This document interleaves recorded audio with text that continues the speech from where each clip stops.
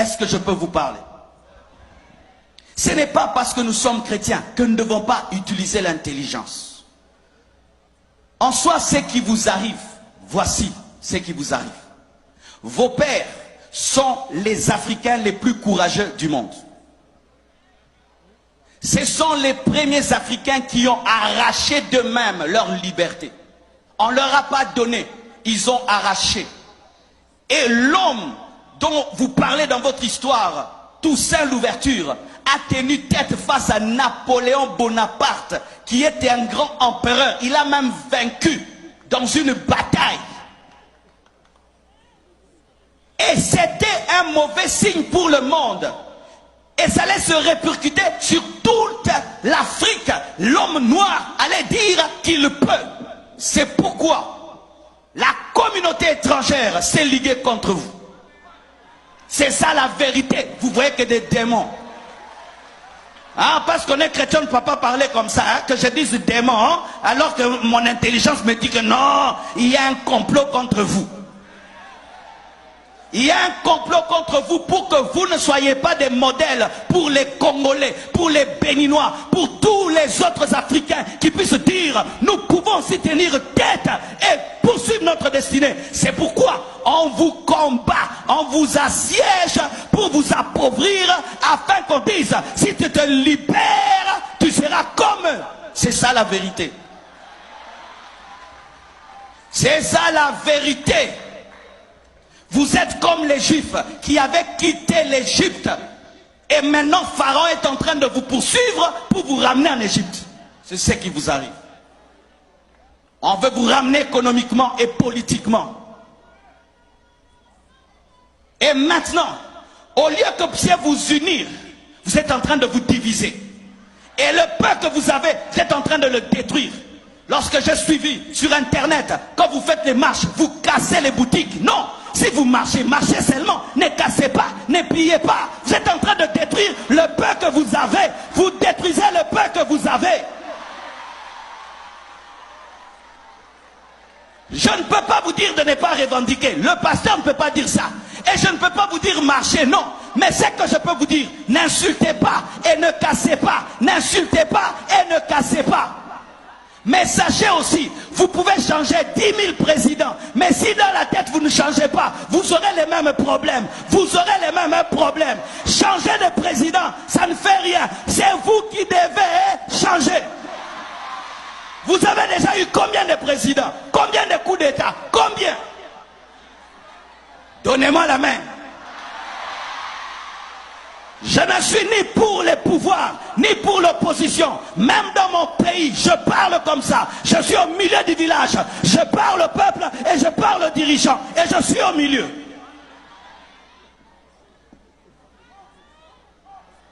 Tu marches, tu viens dans ma boutique, tu me prends tout. Est-ce que ça c'est marcher encore?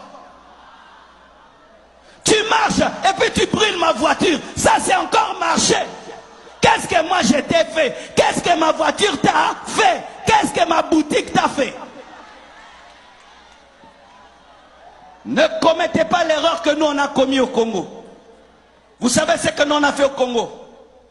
On a marché comme ça et puis on a pillé. On a pillé les plus grandes entreprises. On a pillé la zone industrielle. Et notre économie a reculé fois 100. Et la zone industrielle aujourd'hui est devenue une zone résidentielle. Qui ont détruit nous-mêmes?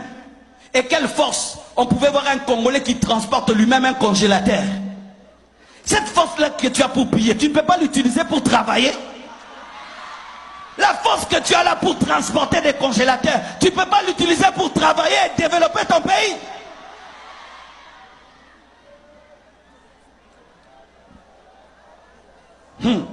Écoutez ceci.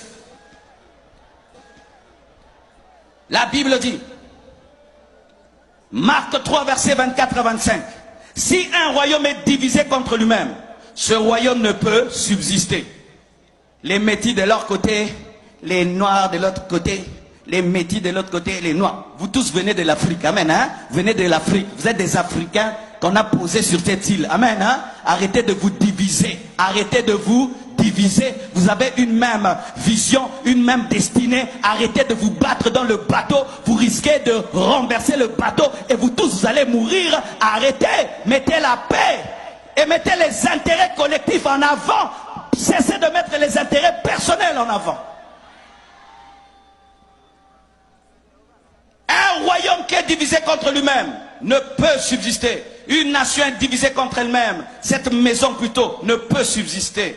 Faites attention de vous diviser et de vous détruire alors que vous êtes en train de jouer le jeu de vos ennemis. Le jeu de vos ennemis, de ceux qui ne sont pas là mais qui sont là. Pendant que vous déchirez, vous êtes en train de jouer le jeu de Pharaon. Si Israël, pendant qu'il devait traverser la mer Rouge, commençait à se chamailler, Pharaon allait les rattraper. Et vous, au lieu de traverser la mer Rouge, vous vous chamaillez, vous vous chamaillez, vous vous chamaillez. Et puis Pharaon vous attrape et vous ramène en servitude. Vous qui avez étudié, vous qui êtes des têtes pensantes, utilisez votre intelligence avec le Saint-Esprit pour développer votre nation. C'est pourquoi l'Église ne doit pas engendrer que des pasteurs, doit engendrer aussi des juristes, des économistes, des professeurs, pas seulement des pasteurs et des prophètes. On ne doit pas seulement avoir des pasteurs. Toi tu seras pasteur, toi tu seras pasteur. Non, toi aussi tu seras ministre, toi tu seras avocat, toi tu seras aussi. Nous ne devons pas seulement avoir pasteur, pasteur, pasteur, pasteur. Nous ne devons pas seulement engendrer des églises, nous devons aussi engendrer des entreprises, pas seulement des églises, des écoles, des hôpitaux, des entreprises, pas seulement des églises. Nous devons avoir des chrétiens qui sont des sénateurs, qui sont des députés.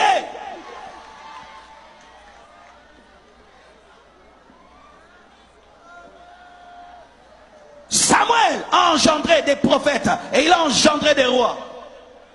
Il n'a pas seulement engendré des rois, il a engendré des prophètes, pas seulement des prophètes, des rois aussi. Mais nous, l'Église, nous n'engendrons que des prophètes. Et quand on a des problèmes de royauté, on n'a personne.